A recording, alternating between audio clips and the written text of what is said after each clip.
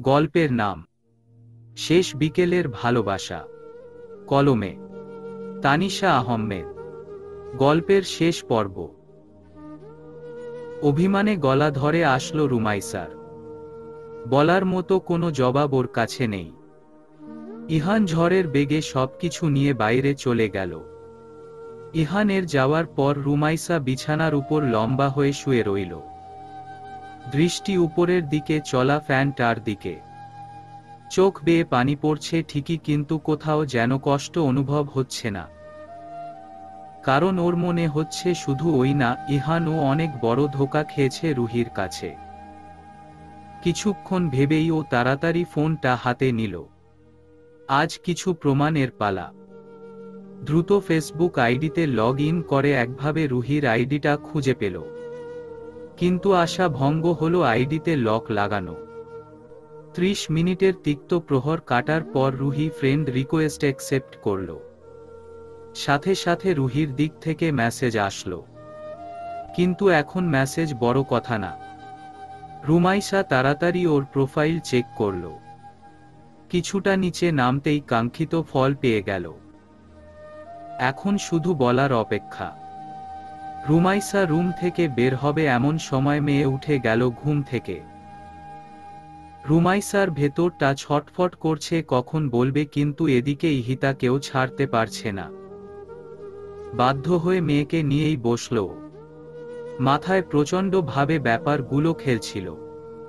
রুহি ওর মামাতো বোন। দেখতে মাশাল্লাহ অনেক সুন্দরী, কিন্তু সে কি আসলেই এমন করেছে, নাকি রুমাইসার ভুল হচ্ছে? ভাবতে ভাবতে রুমাইসা রাত 9টায় ঘুমিয়ে গেল। ঘুমের মাঝে হঠাৎ কানের কাছে রুমাইসা ফিসফিস আওয়াজ শুনছিল। রুমাইসা, রুমাইসা। কেউ ওর নাম ধরেই ডাকছিল। ভয়ে লাফ দিয়ে ঘুম থেকে উঠল। তাকিয়ে দেখল ফ্লোরের উপর হাঁটু গেড়ে বসে আছে ইহান। রুমাইসা চোখ বড় বড় করে তাকিয়ে রইল। ইহানের মুখটা একদম গম্ভীর আর বিমর্ষ হয়ে আছে। রুমাইসা সদ্য মাত্র ঘুম ভাঙা, তাই মাথায় কিছু ঢুকছে না কি হচ্ছে। ও একটু দ্বিধা মনে জিজ্ঞেস করল, কি ব্যাপার? হঠাৎ এভাবে ডাকছেন কেন? ইহান মাটির দিকে চেয়ে বলল, আমায় 2টো থাপ্পড় মারো রুমাইসা। রুমাইসা একটু চেঁচিয়েই বলল, মানে কি ইহান? থাপ্পড় মারো আমাকে তুমি? আমি তোমাকে তখন মেরেছি, এখন তুমিও আমায় মারো। দ্বিগুণ হিসাবে মারবে কিন্তু। রুমাইসা বিস্মিত হয়ে বলল, কি আজে বাজে বকছেন আপনি? মাথা কি খারাপ হয়ে গেছে রাতের বেলায়? ইহান বিমর্ষ হয়ে ফ্লোরে ধপ করে বসে পড়ল।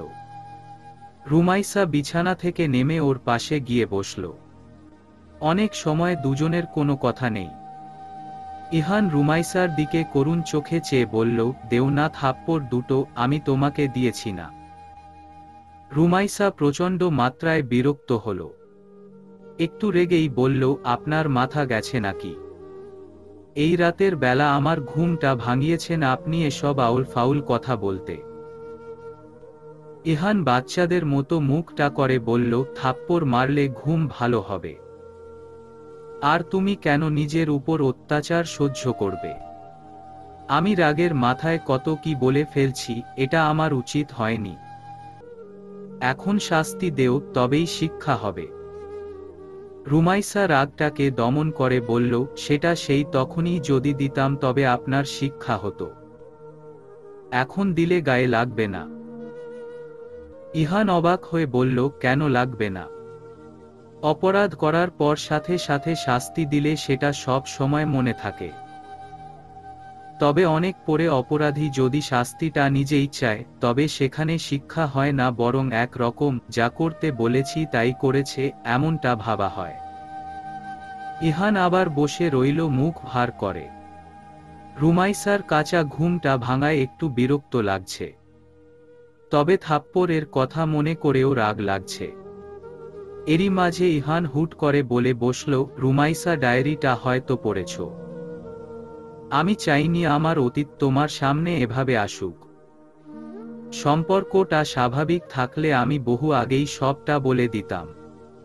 আমি এই অতীতটাকে খুব ঘৃণা করি রুমাইসা।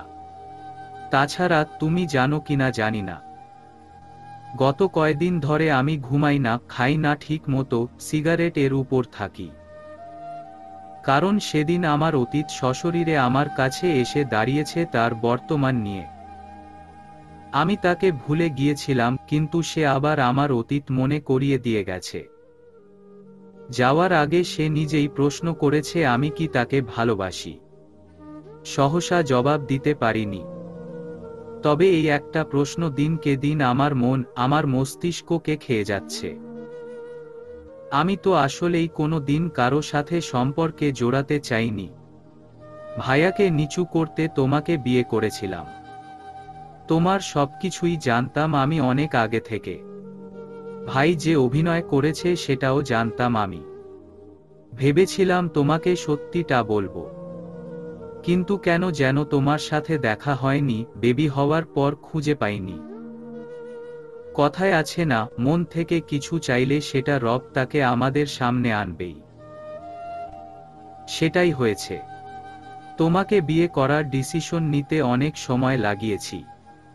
দিনরাত ভেবেছি কাজটা কি ঠিক হবে, কিন্তু মনে হলো ভাইকে নিচু দেখানোর পাশাপাশি হয়তো তোমার আর ইহিতার লাইফটা একটা গতি পাবে, তোমাদের অধিকার পাবে। আর তুমি যে সব জানার পর আমার সাথে কোনো সম্পর্কে লিপ্ত হবে না সেটাও জানা ছিল, তাই এত কিছু করেছি। কিন্তু ওই দিন রাতের বিয়েটা সম্পূর্ণ আকস্মিক ছিল। আমি তোমাকে আরো পরে বিয়ের প্রস্তাব দিতাম অন্যভাবে, কিন্তু সিচুয়েশন যেন আনার পক্ষেই ছিল বারবার। কিন্তু রুমাইসা, তোমার জীবনটা আমরা দুই ভাই মিলে বিষিয়ে তুলেছি। ভাই এখনো তোমাকে ডিস্টার্ব করে। আমি কিছু বলি না কেন জানো? কারণ আমি চাই তুমি নিজের জবাবটা নিজেই দিবে। আমার উপর ডিপেন্ড থাকো চাই না। তারপর তোমার মেয়েটাও আমার কারণে, যাকে অধিকার দিতে লাইফে এনেছিলাম, সে কোথায় যেন দূরে চলে গেছে আমার জন্য। তারপর ইমতির দায়িত্ব ঠুকে দিলাম আমরা জোর করে। এ বাসায় তোমার জায়গা যে কি আমি এখনো জানি না। তুমি সারাদিন নিজের সবটা দিয়ে দায়িত্ব পালন করো, অথচ তোমার আসল জায়গাটা কোথায় থাকা উচিত ছিল। আমি তবুও বলি না এটা ভেবে যে তুমি প্রতিবাদ করবে। শুনো রুমাইসা, যত স্যাক্রিফাইস করবে তত সবাই তোমার উপর চেপে বসবে, আশা তোমার কাছেই বেশি থাকবে। স্যাক্রিফাইস করো, বাট লিমিট রাখো। নিজের জায়গাটাকে কেন দুর্বল অবস্থায় রাখো? বাইরের মানুষ কেন তোমাকে ব্যবহারের সুযোগ পাবে? আজ আমি একটা থাপ্পড় দিলাম, কাল আমি হয়তো তোমার নিশ্চুপ উত্তর দেখে নিজের মনে সাহস পাব, তোমাকে আরো একবার আঘাত করার সুযোগ পাব। তুমি কেন আমায় সে সুযোগটা দিবে? প্রতিবাদ সম্পর্ককে নষ্ট করে না, অ্যাটলিস্ট সে জায়গায় নষ্ট হবে না কোনো দিন যেখানে সামনের মানুষটা আসলে প্রতিবাদ দিয়ে নিজের ভুলটা বুঝে। যে নিজের ভুল মানবে না সে সামান্য কারণেও সম্পর্ক ভাঙবে, আর তার সাথে সম্পর্ক রাখতে নিজের আত্মসম্মানটাকেও বিসর্জন দিবে তুমি। ইহান এবার থামল। রুমাইসা মনোযোগ দিয়ে সব কিছু শুনছিল। ইহান থেমে যাওয়ায় রুমাইসা বলল, থেমে গেলেন কেন? আরো বলুন না। ইহান দীর্ঘশ্বাস ছেড়ে বলল, দেখ রুমাইসা, যত শুনবে ভালো লাগবে, তবে কারো দেখানো রাস্তা আর শেখানো উপদেশ থেকে ভালো হয় নিজে দেখে শিখো। তোমার উপর যে এত বড় ঝড় গেল, এত কিছু হলো, কই তোমার জায়গাটা কি শক্ত হয়েছে? আমার মা তোমার উপর দায়িত্ব চাপিয়ে নিশ্চিত হয়েছে। হ্যাঁ, সব বাড়ির বউয়ের দায়িত্ব আছে, কিন্তু তাই বলে কি নিজের অধিকার ছেড়ে দিয়ে দায়িত্ব পালন? বিয়ের 2 রাত যে ঘরে থাকতে পারোনি, খেয়েছো কিনা, ঘুমিয়েছো কিনা, কেউ কি জিজ্ঞেস করেছে তোমাকে? রুমাইসার দিকে উত্তরের আশায় তাকালো ইহান। রুমাইসা মুখটা কালো করে বলল, না। তবুও তোমার মুখে একটু ও কথা ফুটেনি, আর নিজের অধিকার নিজের আদায় করা সম্ভব হয়নি? রুমাইসা, তুমি এ বাড়ির বউ আর আমার স্ত্রী। তার মানে এখানে আমার যতটুকু অধিকার আছে ঠিক ততটুকু তোমার। নিজের অধিকার আদায় করতে না পারলে আমি তোমার অধিকার তুলে দিতে পারবো না। সাহিল বরাবরই স্বার্থপর। তুমি জানো কিনা জানি না, রুহিকে যখন বিয়ে করতে চাই তখন সাহিল নিজে বাবাকে বুঝালো আমি আবেগে পড়ে এসব করছি। আমাকে এসব থেকে বিরত রাখা উচিত, ভুলেও এসবে যেতে দেওয়া উচিত না। আরও অনেক কিছু। আমাকে যে সময় উঠে দাঁড়াতে সাহায্য করার কথা সেখানে ও আমার পাশেই ছিল না। কথা শেষ করার আগেই রুমাইসা বলল, ভুল কিছু করেনি উনি। ইহান বিস্মিত হয়ে ওর দিকে তাকালো। খুব শান্ত গলায় জিজ্ঞেস করল, ভুল করেনি বলতে কি বুঝাতে চাও তুমি? রুমাইসা ঠোঁট কামড়ে বসে রইল। বুঝতে পারছে না বলাটা কি ঠিক হবে। বলছো না কেন কিছু? রুহি আপুর হাজবেন্ডকে কখনো দেখেছেন? ইহান মাথা ঝাঁকিয়ে না বলল। রুমাইসা পুনরায় প্রশ্ন করল, কেন? ইহান অন্যদিকে চেয়ে বলল, নিজের ভালোবাসার মানুষটা কার সাথে ভালো আছে সেটা কি আমি দেখতে যাব ফিরে আবার? রুমাইসা ও ইহানের মতো সামনের দিকে চেয়ে বলল, সেটাই আপনার বড় ভুল ছিল। ইহান অবাক হয়ে বলল, মানে? মানে হচ্ছে রুহি আপনাকে ঠকিয়েছে। জাবির আর রবিন একই ব্যক্তি। বিশ্বাস না হলে দাঁড়ান প্রমাণ দেখাচ্ছি। এই বলে রুমাইসা মোবাইল থেকে রুহির আইডিতে গিয়ে ছবি দেখালো জাবির আর রুহির। ইহান যেন এটা দেখে স্তব্ধ হয়ে গেল। এর সাথেই হাতে নাতে ধরা পড়েছিল রুহি। আর এর সাথেই শেষ পর্যন্ত বিয়ে। মানে এটা প্রেমের বিয়ে ছিল আর ইহান শুধু মাত্র টাইম পাস ছিল। ইহানের পায়ের নিচের মাটিটা যেন সরে গেল। ও যেন দুনিয়াতেই নেই। এত বড় ধোঁকা দিল রুহি ওকে। যেই রুহির জন্য ও কত কি করেছে সেই রুহি কিনা শেষ পর্যন্ত ওর পেছনে এত বড় কাহিনী করল। বুক ফেটে কান্না আসছে ওর। এত বড় বোকা কিভাবে হলো ইহান? কেন সেদিনই সম্পর্কটা ভেঙে দেয়নি ও? রুমাইসা চেয়ে রইল ইহানের দিকে। ইহানের মুখের এমন পরিবর্তন ও আগে দেখিনি। ইহানকে ও চিনে অনেক দিন। আজ মনে হয় সবচেয়ে বেশি কষ্টটাই পেয়েছে। রুমাইসা কি সত্যি বলে ভুল করল? কি করবে বুঝতে পারছে না ও। আস্তে করে ও ইহানের হাতটাকে নিজের হাতের মুঠোতে বন্দি করল। ইহান খুব জোরেই যেন হাতে চাপ দিচ্ছে।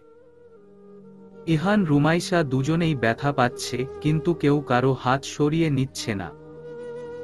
ইহানের চোখ দুটো লাল হয়ে গেল মুহূর্তের মাঝে।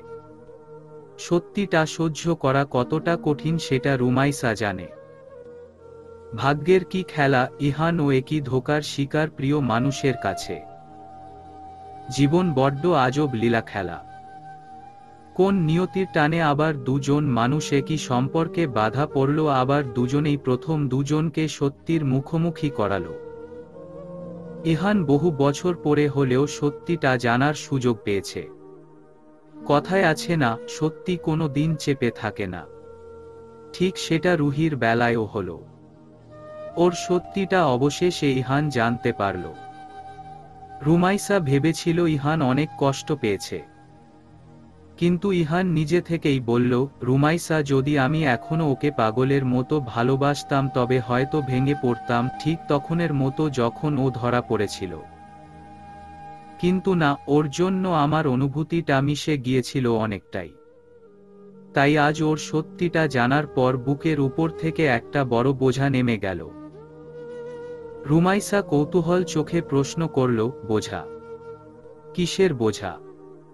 রুহি এসে আমাকে সেদিন মনে করিয়ে গেছে, আমি একদিন এটাই ভাবতাম ও ছাড়া কাউকে লাইফে জায়গা দিব না। বাট ও সেটা মনে করিয়ে দেওয়ায় ভেতরে বড্ড অনুশোচনা কাজ করছিল। আজ ফাইনালি মুক্তি পেলাম। রুমাইসা এবার দৃষ্টি অন্যদিকে ফিরিয়ে বলল, লাইফে কি আসলেই জায়গা দিয়েছেন? ইহান প্রশ্ন শুনে একদম লজ্জা পেয়ে গেল, সাথে খানিকটা দ্বিধায়। প্রসঙ্গ পাল্টাতে বলল, চলো খাবে, তুমি খাও নি কিছু? রুমাইসা মিটিমিটি হাসতে লাগলো অন্যদিকে চেয়ে। ইহান ওর দিকে তাকাতেই লজ্জার আড়ষ্টভাব কাটিয়ে বলল, কি ব্যাপার, হাসছো কেন? কিছু না, চলেন খেয়ে আসি, ক্ষুধা লেগেছে। ইহান ভাবল, থাক, এটা নিয়ে আর কথা না আগানোই ভালো, পরে আবার কেঁচো খুঁড়তে সাপ বেরিয়ে যাবে। রান্নাঘরে যেয়ে রুমাইসা হাসতে হাসতে শেষ। পুরুষ মানুষ বুঝি এত লজ্জা পায় মনের কথা বলতে, ইহানকে না দেখলে জানতই না। তবে ওর খুব ভালো লাগছে। জীবনে অনেক কিছু হারিয়ে ইহানের মতো মানুষটাকে সাথে পেয়েছে। স্বামী না হোক, একজন বন্ধু হয়ে সারা জীবন কাটিয়ে দিতে পারবে ওর পাশে। ইহান এতগুলো সময় প্রতিটা পদে পদে ওকে জীবনের শিক্ষাগুলো দিয়েছে। বকা দিয়ে হলেও প্রতিটা কথার মর্মার্থ বুঝিয়েছে। লোকটা যেন জাদুই জানে, কথা বলার সময় কেমন যেন সম্মোহিত করে নিজের কাছে। দিন যত যাচ্ছে ইহান আর রুমাইসার সম্পর্কের উন্নতি হচ্ছে। প্রতিটা সময় দুজন দুজনকে বন্ধুর মতো সাহায্য করে যাচ্ছে। সময়গুলো বেশ কাটছিল দুজনের। প্রতিদিনই অফিস থেকে এসে ইমতি, রুমাইসা আর ইহান এর ভালোই সময় কাটত। ইহিতার কমতি আস্তে আস্তে ইমতি পূরণ করে দিচ্ছিল। হুট করে একদিন খবর হলো বায়ারদের থেকে কন্ট্যাক্ট নিতে ইহানকে 4 দিনের জন্য থাইল্যান্ড যেতে হবে। সাহিল ভুলেও যাবে না, ওর কাজে মন নেই। নিজের মতো মদ খেয়ে পড়ে থাকে ঘরে, কেউ ধার কাছেও যায় না ওর। বাধ্য হয়ে ইহানকেই যেতে হবে। রুমাইসার মনটা খারাপ হয়ে গেল এটা শুনে। ব্যাগ গুছাতে গুছাতে রুমাইসা মুখ ভার করে রইল। ইহান বিছানায় বসে রুমাইসার দিকে চেয়ে আছে। এমন অনুভূতি আজ প্রথমবার এর মতো চোখে দেখছে। ভালোই লাগছে, আবার খারাপও লাগছে। সম্পূর্ণ এক মিশ্র অনুভূতি। কেউ ওর জন্য এখন কেয়ার করে হয়তো। ওর থাকা না থাকায় বুঝি কারো যায় আসে। ইহান ইমতির সাথে সাথে খেলতে খেলতে বলল, পাপা তোমার রুমু আম্মুকে বল, মুখ কালো করলে ভূতের মতো লাগে দেখতে। রুমাইসা বিন্দুমাত্র কোন প্রতিক্রিয়া দেখালো না এই কথায়। ইহান আবার বলল, সুযোগ পেলে হয়তো বউ বাচ্চা সাথেই নিতাম, কিন্তু কি আর করা, বউ না করেছে ভোটার আইডি না পাসপোর্ট। একদম অকর্মা ঢেকি আমার বউ। রুমাইসা নাক ফুলাচ্ছে শুধু এসব শুনে। ইহান একে তো দূরে যাচ্ছে, তার উপর আবার খোঁচা দিচ্ছে। খুব জোরে জোরে জিনিসপত্র ব্যাগে রাখছে আর রাগ ঝাড়ছে। ইহান ইমতিকে উদ্দেশ্য করে বলছে, আজ যেভাবে জিনিসপত্র রাখছে, সেখানে যে একটা জিনিস আস্ত পাবো নাকি কে জানে। ভাগ্য ভালো এমন রাগ আমার উপর উঠায়নি, তাহলে ছিন্ন বিচ্ছিন্ন হয়ে যেতাম। রুমাইসা এবার ইহানের সামনে এসে কোমরে হাত দিয়ে দাঁড়াল। ইহান ইমতিকে কোল থেকে নামিয়ে শুইয়ে দিল। এবার বিছানা ছেড়ে যেই রুমাইসার সামনে দাঁড়াল, রুমাইসা কলার ধরে বলল, সমস্যা কি আপনার? হ্যাঁ, একে তো চলে যাচ্ছেন, আবার খোঁচা দিচ্ছেন একের পর এক। ইহান কপালে ভাঁজ ফেলে বলল, বাবা ভয় পেয়েছি রে, ছেড়ে দেন খালাম্মা, আমার ভুল হয়েছে, নেক্সট টাইম আপনাকে খোঁচা দিব না। এই যে আপনার এক কান আর আমার এক কান ধরলাম। রুমাইসা আরো ক্ষেপে গেল। ইহান থেকে নিজেকে ছাড়িয়ে বারান্দায় চলে গেল। মনটা আজ অনেক খারাপ। ইহান ওর অনেক দিনের অভ্যাস। হুট করে চলে যাবে কয়দিনের জন্য, একদম ওর ভালো লাগছে না। মনটা খারাপ করে হাসনাহেনা গাছের কলিগুলো দেখছিল। আচমকা ইহান পেছনে থেকে রুমাইসাকে জড়িয়ে ধরল শক্ত করে। রুমাইসার সারা গায়ে যেন কাটা দিতে লাগল। হাতটা পেটের কাছে নিতেই রুমাইসা সরিয়ে দিতে চাইল হাত দুটো, কিন্তু ইহান জোর করে ওর হাতের উপর নিজের হাত রেখে দিল। রুমাইসা অভিমানে চুপ করে রইল। কেন এত অভিমান হচ্ছে তাও জানে না। তবুও বারবার ভাবছে, কিন্তু মনে হচ্ছে এই অভিমানটাই স্বাভাবিক। রাগ করে আছো আমার উপর অনেক? রুমাইসা শব্দ করল না, চুপচাপ ঠায় দাঁড়িয়ে রইল। পায়ের নখ ফ্লোরে ঘষছিল বারবার। ইহান একটা পা দিয়ে রুমাইসার পা ঘষায় বাধা দিল। রুমাইসা ঘাড় ঘুরিয়ে পেছনের দিকে চাইল। ইহান হুট করে কপালে আলতো করে চুমু একে দিল রুমাইসার। রুমাইসা যেন প্রচণ্ড মাত্রায় শকট হয়ে গেল। এতদিনে এমন কোনো ব্যবহার ইহান দেখায়নি। আজ কি তবে ওর পক্ষ থেকে দেওয়া অধিকারের জোরে এমন কিছু করল? কিন্তু খারাপ তো লাগছে না, স্বামী হিসাবে ইহান তো বেশি কিছু করেনি এখনো। তবুও কেমন যেন অস্বস্তি হচ্ছে ওর। ইহানকে ধাক্কা দিয়ে সরিয়ে নিজেকে বন্ধন মুক্ত করল রুমাইসা। ইহানের মাথা নিচু হয়ে গেল লজ্জায়। ও আসলেই অধিকারটা বেশি রকম দেখিয়ে ফেলেছে। অথচ রুমাইসা ওকে এখনো গায়ে হাত দেওয়ার অনুমতি দেয়নি। তবুও ও বারবার জড়িয়ে ধরেছে। সেই জন্যই সাহস করে একটু আদর করতে চেয়েছিল। তাতেই হয়তো রুমাইসা খারাপ ভাবল। লজ্জায় মাথা হেঁট হয়ে যাচ্ছে ইহানের। ছোট্ট করে একটা সরি বলে ইহান তাড়াতাড়ি রুম থেকে চলে গেল। রুমাইসা ইহানের যাওয়ার দিকে তাকিয়ে রইল। কি হয়ে গেল নিজেও জানে না। ইহান আর ওর সম্পর্কটাকে স্বাভাবিক করতে চাইলেও রুমাইসা পারছে না। ইহানের কাছে গেলে বড্ড অস্বস্তি হয়। তাছাড়া একটু আগের ঘটনাটায় রুমাইসার মনে হলে ও বারংবার ইহানকে নিজের সীমা লঙ্ঘনের সুযোগ দিয়েছে, তাই কাছে এসেছে এত। কিন্তু তাতে ক্ষতি কি? এই কথাটাও মনের মাঝে উকি মারল রুমাইসার। ইহান আর 2 ঘন্টা পরই বাসা থেকে বেরিয়ে গেল। রুমাইসার কেন যেন খারাপ লাগছিল বারবার, কিন্তু কিছু করার ছিল না ওর। ইহান ওকে যাওয়ার সময় কেবল আসছি বলে চলে গেছে। বারান্দা থেকে এক দৃষ্টিতে চেয়েছিল রুমাইসা গাড়ির দিকে, যতক্ষণ না সেটা মিলিয়ে যায় দূরে। যত দূরে যাচ্ছি গাড়িটা রুমাইসার ভেতরটা ততই মোচড় দিচ্ছিল। মনে হচ্ছে প্রিয় জিনিসটা অনেক দূরে চলে যাচ্ছে। মেয়ের কান্নায় ভেতরে ফিরে আসলো। একটা দিন যেন তেন ভাবে রুমাইসার কেটে গেল। ইহানের দিকে থেকে কোন ফোন আসেনি। বাবাকে জিজ্ঞেস করে রুমাইসা জানল ইহান অনেক সময় আগেই পৌঁছে গেছে। রুমাইসার ভেতরটা স্বস্তি পেল, সাথে তীব্র খারাপ লাগা ভর করল। ওকে কি একবারও বলার প্রয়োজন মনে করল না। উত্তরটা মনের গভীর থেকেই ফিরে আসলো। অধিকারটা ওই নিয়ে নিয়েছে। রাতের বেলা বিছানায় শুয়ে খুব মিস করছিল ইহানকে। ইমতিয়ার রুমাইসা শুয়ে আছে, অথচ তবুও খালি খালি সবকিছু। একটা দীর্ঘশ্বাস আর চাপা কান্না বুকের ভেতর থেকে বের হলো। সকাল বেলা রুমাইসার ঘুম ভাঙল চেঁচামেচিতে। রুমাইসা চোখ খুলে ঘড়ির দিকে তাকাতেই দেখল সকাল 10টার বেশি বাজে। তাড়াতাড়ি ফ্রেশ হয়ে মেয়েকে নিয়ে বাইরে বের হলো। বের হতেই রান্নাঘর থেকে শাশুড়ির গলা শুনল। গত কয়েক মাসে এমন গলা শুনেনিও। রান্নাঘরের কাছে যেতেই শুনল, বাড়ির বউ তো ঘুমাবেই। জামাই নাই, এখন কাজও নাই, তাই ঘুমাবে।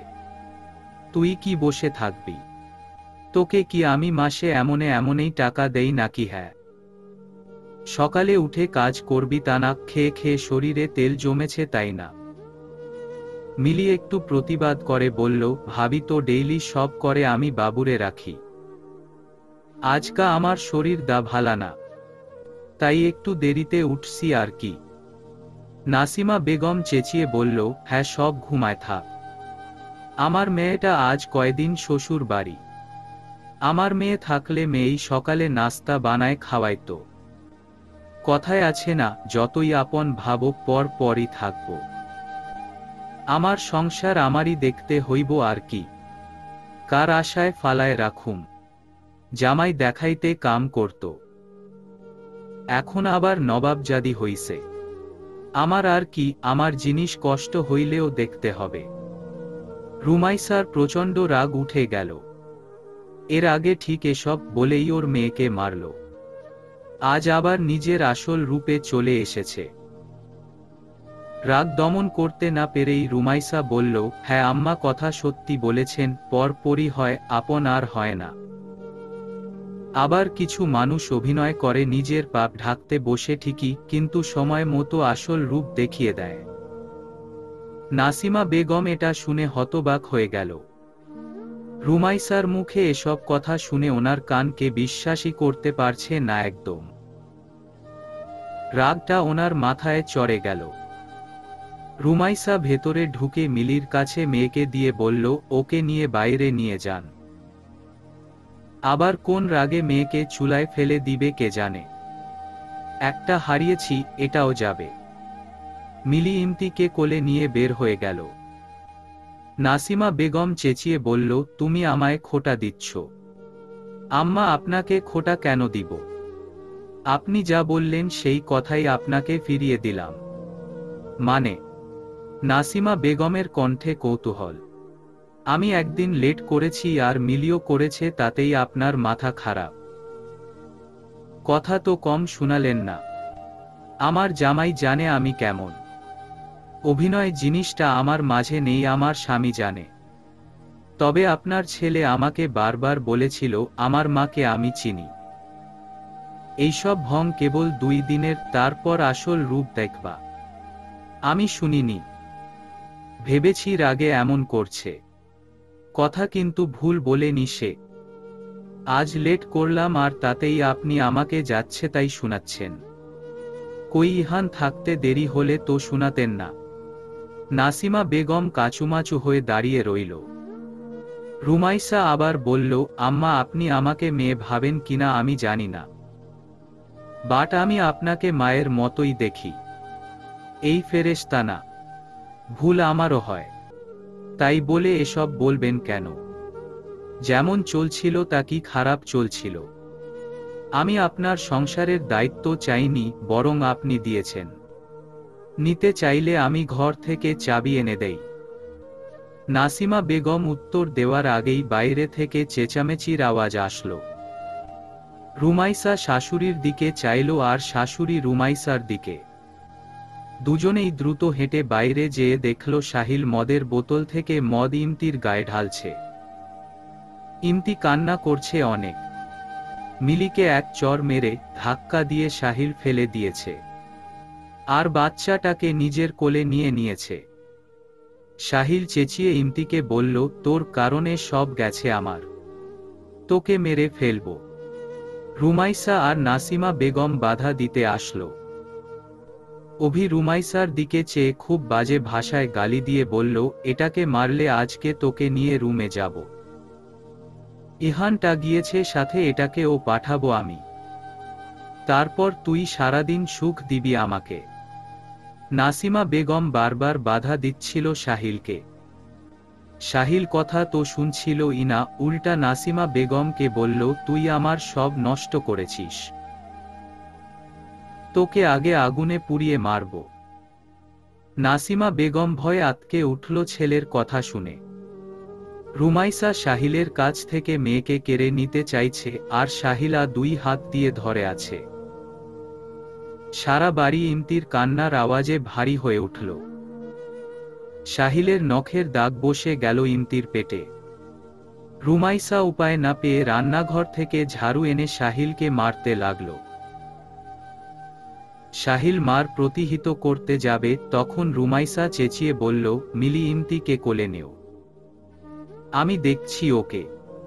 মিলি এক সুযোগে ইমতিকে নিয়ে এক রুমে ঢুকে বসে রইল। মেয়েটা এখনো কান্না করছে।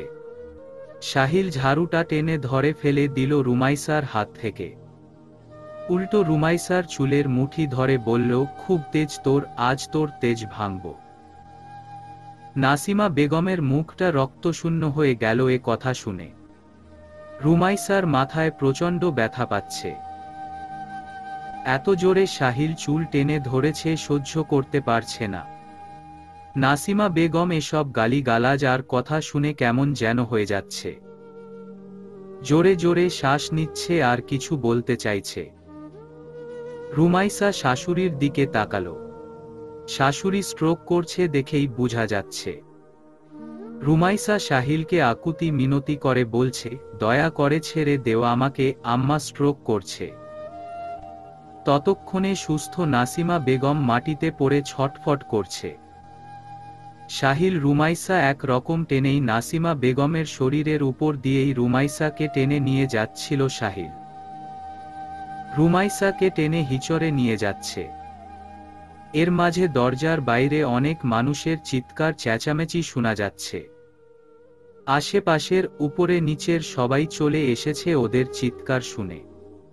সবাই দরজা ভাঙার চেষ্টা করছে।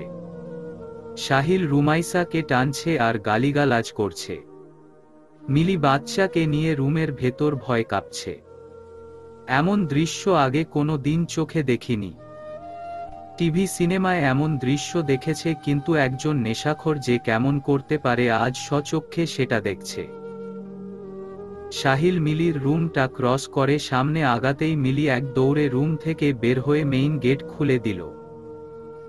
বাহির থেকে হুড়মুড় করে সবাই ভেতরে ঢুকল। কি হয়েছে বলে সবাই চেঁচামেচি করতে লাগল। রুমাইসা তখনও বাইরে চেঁচাচ্ছে ছেড়ে দেওয়ার জন্য।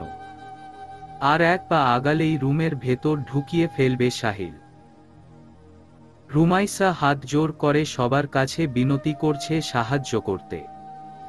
মিলি এবার সাহস করে বাচ্চাকে একজনের কাছে দিয়ে রান্নাঘর থেকে বটি নিয়ে আসলো। সাহিল রুমাইসাকে ভেতরে নিয়ে দরজা আটকাতে যাবে আর মিলি এসে বটি দিয়ে সাহিলের হাতে এক কোপ দিল। ঘটনাটা এতটাই আকস্মিক ছিল যে দাঁড়ানো সবাই হা করে রইল। রুমাইসা সাহিলকে রুমের ভেতর ধাক্কা দিয়ে বাহির থেকে দরজা আটকে দিল। নাসিমা বেগমের তখন জ্ঞান নেই একটুও। রুমাইসা বের হতেই মিলি কান্না করতে করতে জড়িয়ে বলল, আফা আমার আর উপায় ছিল না আফা। রুমাইসা ওর মাথায় হাত রেখে ওকে সরিয়ে দ্রুত নাসিমা বেগমের জ্ঞান ফেরাতে চেষ্টা করল। রুমের উপস্থিত সবাই নিজেদের মধ্যে চাপা গুঞ্জন সৃষ্টি করছিল। রুমাইসা চিৎকার করে বলল, সাহায্য করতে না পারলে ভিড় করবেন না, বাসা থেকে বের হন, বাতাস ঢুকতে দেন বাসায়। মহিলা সহ উপস্থিত সবাই লজ্জা পেয়ে গেল। একে একে অনেকেই চলে গেল। কিন্তু সাহিলের রুম থেকে অনবরত দরজা ধাক্কাচ্ছে ও বাইরে বের হতে। ভেতরের সব ভাঙচুর করে ফেলছে। মিলির সাহায্য রুমাইসা শ্বশুর আর অ্যাম্বুলেন্স কল করল। অনেক চেষ্টা করেও নাসিমা বেগমের জ্ঞান ফিরল না। দুপুর 2টা। হসপিটালের করিডোরের বাইরে সবাই অপেক্ষা করছে নাসিমা বেগমের খবর জানতে। তালুকদার সাহেব মাথায় হাত দিয়ে কান্না করছে। ঘণ্টা খানেক হলো ভেতরে নিয়েছে নাসিমা বেগমকে। রুমাইসা মেয়েকে আঁকড়ে ধরে শ্বশুরের পাশে এসে বসল। তালুকদার সাহেব চোখ মেলাতে পারছেই না রুমাইসার সাথে। আব্বা এত কান্না করলে কিভাবে হবে, আপনাকে শক্ত হতে হবে বাবা। তালুকদার সাহেব চোখের পানি মুছে বলল, আর কত শক্ত হব রে মা। আল্লাহ কি আমাকে এই দিন দেখাতে রাখছিল। আজকে আল্লাহ না করুক কত বড় অঘটন ঘটতে যাচ্ছিল। আমি আমার ছোট ছেলেকে কি বলবো বল। আমাকে আমানত দিয়ে গেছে তোদের, আর আমি পারলাম না রে মা, পারলাম না। তালুকদার সাহেব পাঞ্জাবির হাতা দিয়ে চোখ মুছছে বারবার। রুমাইসার বলার মতো কথা নেই মুখে। যতটা শক্ত হয়ে আছে বাইরে থেকে ভেতরটা ততটা নরম হয়ে আছে ওর। ভয়ে এখনো আতঙ্কিত। আজ সে ওই মানুষের কাছেই রেপ হচ্ছিল যাকে কিনা এক সময় ভালোবাসার কারণে সব বিলিয়ে দিচ্ছিল। ভাবতেই গা শিউরে উঠল রুমাইসার। ইহানকে অলরেডি ফোন করা হয়েছে। ইমার্জেন্সি টিকিটে একদিন আগেই চলে আসবেও। রুমাইসা ইমতিত মুখের দিকে তাকালো। রুমাইসার ওড়না ধরে আছে শক্ত করে। একদম বুকের সাথে লেগে আছে মেয়েটা। রুমাইসা তাকিয়ে দেখল ইমতিকে। একটু আগে জন্মদাতা বাপ ওকে মেরে ফেলেতে চেয়েছিল। কি ভয়ানক ভাবে এইটুক বাচ্চার গায়ে আগুন দিতে চেয়েছিল। রুমাইসা ভয়ে মেয়েকে কপালে চুমু দিল। দুনিয়াটা বড্ড অদ্ভুত। এখন বুঝি নিজের বাপের কাছেও সন্তানের নিরাপদ আশ্রয় নেই। ইহান সব শুনেছে, না জানি বাসায় এসে কি করে। রিহ্যাব থেকে লোক নাকি বাসায় গেছে। সাহিলকে অজ্ঞান অবস্থায় গাড়িতে তুলে নিয়েছে। মিলি ফ্লোরে বসে আছে আতঙ্কিত মুখ নিয়ে। একটু আগে রুমাইসার ইজ্জত বাঁচাতে বাড়ির মালিককে কোপ দিয়েছেও। নাসিমা বেগম বেঁচে ফিরলে হয়তো ওর আর এখানে থাকা হবে না। নিশ্চয়ই পুলিশে ফাঁসিয়ে দিবে। মনে মনে আল্লাহকে ডাকছেও। ডক্টর বের হয়ে বলল, কপাল ভালো, এ যাত্রায় বেঁচে গেছেন উনি। কিন্তু খারাপ সংবাদটা হলো ওনার ডান পা প্যারালাইজড হয়ে গেছে আর মুখ কিছুটা বাঁকা হয়ে গেছে। মারাত্মক রকমের হার্ট অ্যাটাক করেছে। আরেকটু দেরি হলে আমরা রোগীকে হারাতাম। বয়স হয়েছে অনেক, আপনারা রোগীকে স্ট্রেস দেওয়ার চেষ্টা কম করবেন। তালুকদার সাহেব বেঞ্চের উপর ঝিম মেরে বসে রইল। গত কয় মাস ধরে সংসারটার উপর দিয়ে এক রকম ঝড় যাচ্ছে। দুটো নিষ্পাপ প্রাণ গেল আজ। ছেলের এই কাণ্ড, সহধর্মিনীর প্যারালাইজড অবস্থা, নাতনি আর ছেলের বউকে আপন ছেলের ধারায় অত্যাচারিত হওয়া, সবকিছু যেন তালুকদার সাহেবকে অস্থির করে তুলছে। বড় ছেলেটাকে সবচেয়ে ভালো ভাবত উনি। ভেবেছিল ছোট ছেলেটা বকে গেছে ছোট থেকেই। পছন্দের মেয়েকে বিয়ে করতে দেয়নি বলেই হয়তো ওনার প্রতি টান কম ছেলের। অথচ এই ছোট ছেলেই যে ওনার মান সম্মান বাঁচিয়েছে প্রতিবার। বড় ছেলেটা একটা কমতি রাখেনি ওনার বিশ্বাসকে ভাঙার। কোন পাপের ফল এগুলো উনি নিজেও জানে না। সারা জীবন সৎ টাকায় ব্যবসা করেছে। ভেবেছিল শেষ দিনগুলোয় ছেলে মেয়ে নাতি নাতনির মুখ দেখেই কাটিয়ে দিবেন সুখে। কিন্তু সুখের আর দেখা মিলল না। সায়ারা এক রকম দৌড়ে হসপিটালে আসলো। রুমের সামনে আসতেই দেখল বাবা, ভাবি আর মিলি বসে আছে। সায়ারা দৌড়ে এসে জিজ্ঞেস করল, মায়ের কি অবস্থা, কেমন আছে, কি হয়েছিল? সাথে সায়ারার জামাই আর শ্বশুর বাড়ির কয়জন লোক। লজ্জায় ঘটনা বলতে পারল না। কোনো মতে বলল, আম্মা হঠাৎ সকালে বাথরুমে পড়ে গিয়েছিল, স্ট্রোক করে। ডক্টর বলল ডান পা প্যারালাইজড ওনার, আর মুখ বাঁকা হয়ে গেছে। সায়ারা এগুলো শুনে হাউমাউ করে কান্না করতে লাগল। আমি আম্মুর কাছে যাব, আমার মায়ের কাছে যাব। রুমাইসা আর মিহাদ সায়ারাকে সামলে নিল। বিকাল নাগাদ সবাই বিদায় হলেও হসপিটালে সায়ারা আর রুমাইসা রয়ে গেল। মিলিকে ঘর পরিষ্কার করতে আর শ্বশুরকে খাবার খাইয়ে ওষুধ খাওয়াতে পাঠিয়ে দিল। সবাই যেতেই সায়ারা রুমাইসাকে জিজ্ঞেস করল, ভাবি আসল কাহিনী বল এবার। রুমাইসা আশ্চর্য হয়ে বলল, মানে? ভাবি মিলি আমাকে কিছুটা বলেছে, বাকিটা তুমি বল। রুমাইসা মাথা নিচু করে সব কাহিনী বলে দিল। সায়ারার লজ্জায় মাথা কাটা যাচ্ছিল। মনে হচ্ছিল এসব শোনার আগে মারা যেত তাও ঠিক ছিল। যেই বড় ভাইকে ইহান ভাইয়ের চাইতে শ্রদ্ধা সম্মান আর ভালোবাসত, সে কিনা এত বড় জঘন্য কাজ করে বসল। সবচেয়ে বড় কথা, এসব খবর এক কান দুকান করে ছড়িয়ে পড়বে। সাহিল ভাইয়ের কারণে ওদের হাসি খুশি পরিবারটা ধ্বংস হয়ে গেল। সায়ার কোন মুখে রুমাইসাকে সরি বলবে নিজেও জানে না। তাছাড়া ওর শ্বশুর বাড়িতে আজীবন কথা শোনানোর ব্যবস্থা করে দিল ওর ভাই। সকালে বেলা রুমাইসার কেমন যেন ভয় লাগছে। অভি নাকি রিহ্যাবে পাগলের মতো করছে। বারবার শুধু বলছে, আমি ওই মেয়েকে খাবো, আমি ওকে চাই, আমার করতে চাই। রুমাইসা সেই থেকে কেন যেন ভয় কমাতে পারছে না। বারবার মনে হচ্ছে এই বুঝি অভি আসলো আর ওকে নিয়ে যাবে টেনে নিজের মনের লালসা মেটাতে। ভয় চিন্তায় সারা রাত ঘুমায়নি। মেয়েকে নিয়ে কেবিনে বসে ছিল ও আর সায়ারা। সায়ারা নিজের শ্বশুর বাড়ির কত দুঃখ বলল বসে বসে। এতদিন রুমাইসার কষ্ট বুঝত না, আজ বুঝে, কারণ ওরও একই অবস্থা। সকালবেলা রিহ্যাব থেকে ফোন এসেছিল শ্বশুরের ফোনে। ওই ধরেছিল আর অভির চিৎকার শুনছিল ফোনের ওপাশ থেকে। ভয় আত্মা উড়ে যাচ্ছিল ওর। ইহান আসলো বেলা 12টায় সরাসরি হসপিটালে।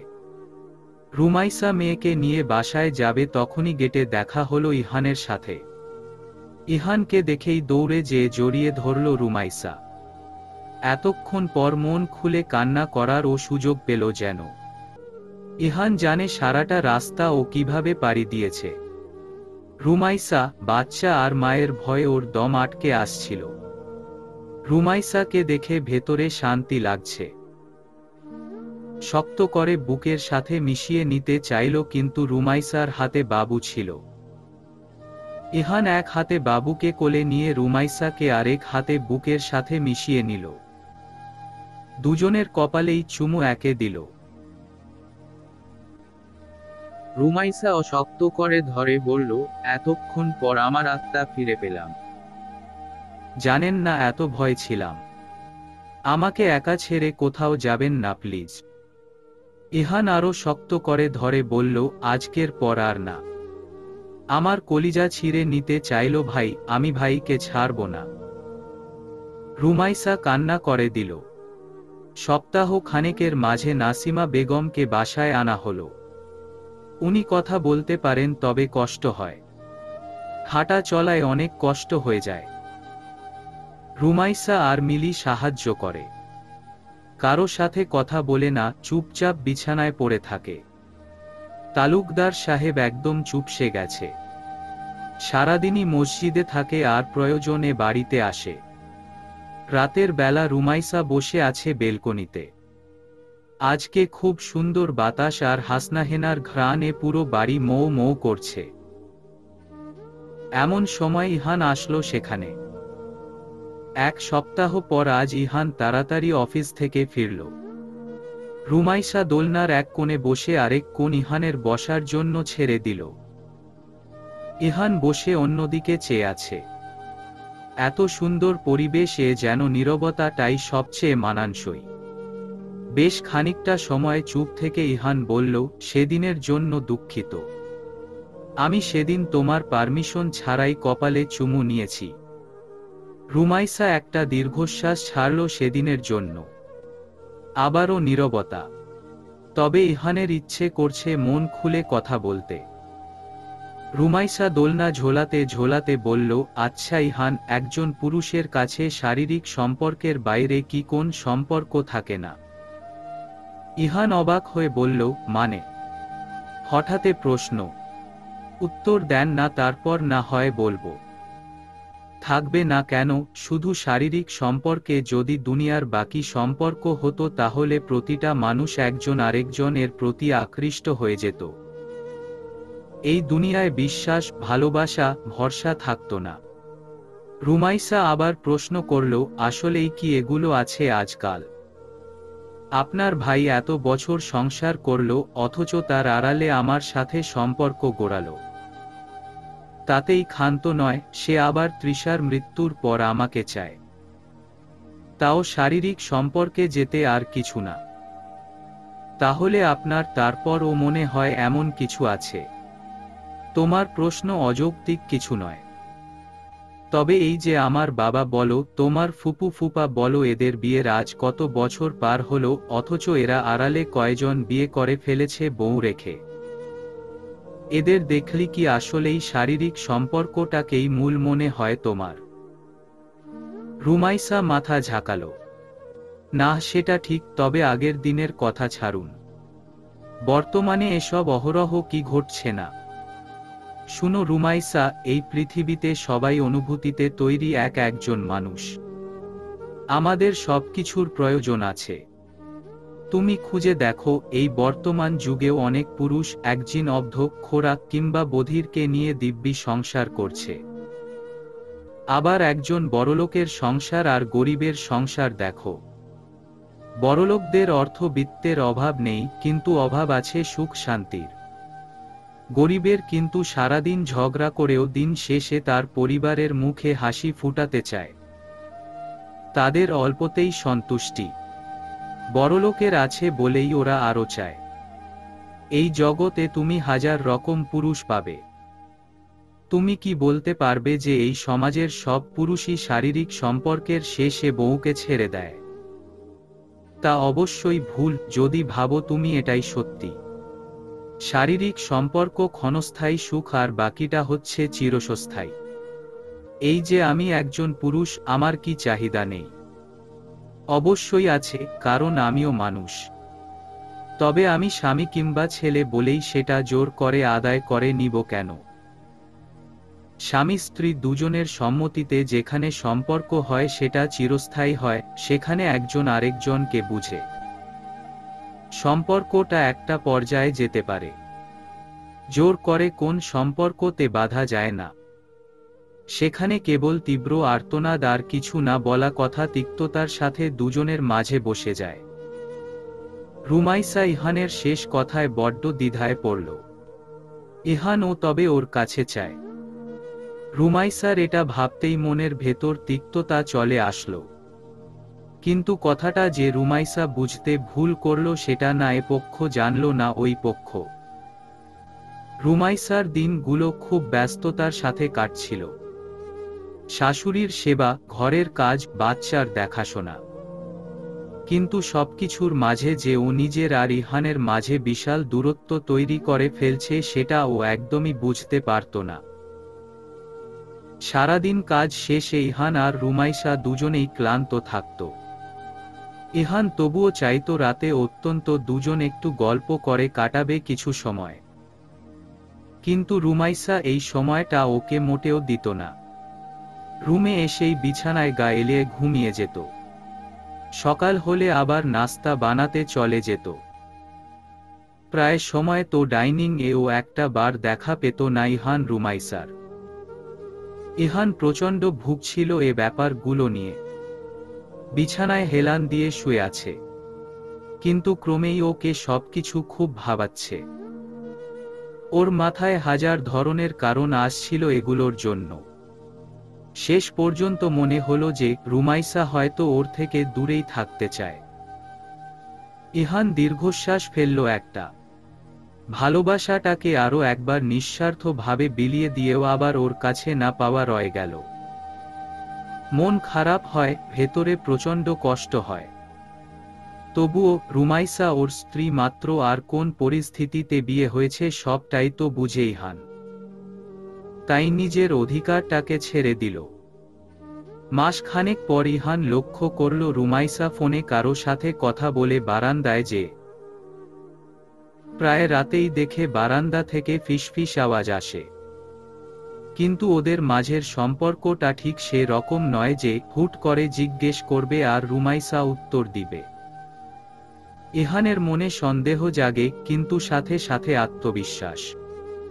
তবুও মনের কৌতূহল মেটাতে একদিন রুমাইসার নাম্বার থেকেই ফোন দেওয়া হলো সেই কাঙ্ক্ষিত নাম্বারটিতে। কয়েকবার রিং হতেই ওপাশ থেকে ফোন ধরল একজন পুরুষ কণ্ঠের লোক। আর সেই গলাটা ইহানের অচেনা নয়। এটা সাহিলের গলা। ইহান মুহূর্তের মাঝে দুমড়ে মুচড়ে যেন চারদিকে ছড়িয়ে ছিটিয়ে পড়ল। ফোনটা কেটে দিল এপাশ থেকে। মুহূর্তের মাঝে আবার কল আসলো ফোনে।